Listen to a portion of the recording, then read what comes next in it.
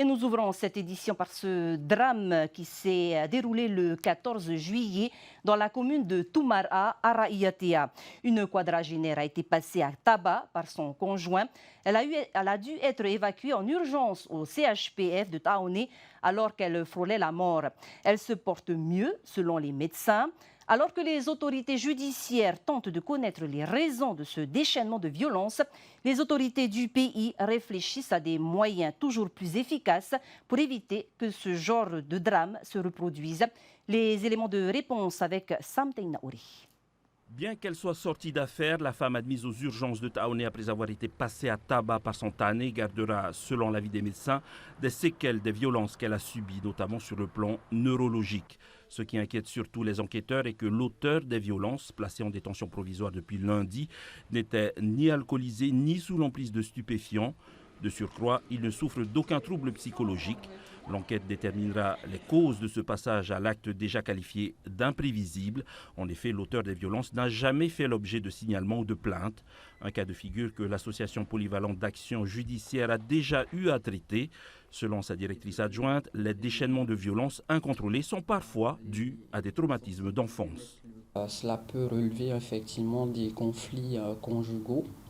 Les conflits conjugaux, effectivement, qui peuvent avoir des répercussions sur les enfants, et c'est notamment ça peut être un facteur en fait de reproduction des actes, du passage à l'acte.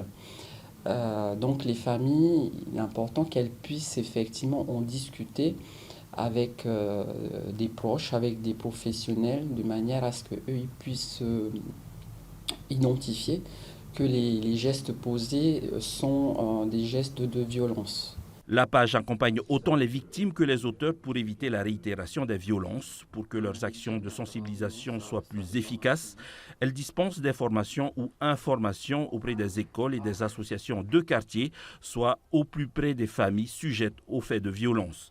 C'est également une des priorités du nouveau gouvernement. J'ai une feuille de route pour les familles, pour aider les familles, créer une école de la parentalité parce que de plus en plus les parents sont jeunes, donc il faut les aider. Bien sûr qu'il y a des associations qui rentrent dans les établissements scolaires pour donner des conseils, mais on pourra mettre tout ça en place. Si la prise de conscience n'est pas là, ça ne fonctionnera pas. C'est pour ça qu'aujourd'hui, je vous dis que c'est un travail communautaire qu'on va mettre en place. La feuille de route de la ministre des Solidarités consiste surtout à coordonner tous les acteurs de la lutte contre toute forme de violence, une initiative déjà prise par tous les gouvernements qui se sont succédés. La seule vraie nouveauté est l'association des confessions religieuses, les églises qui mènent déjà depuis des décennies des politiques internes de lutte contre toutes les formes de violence.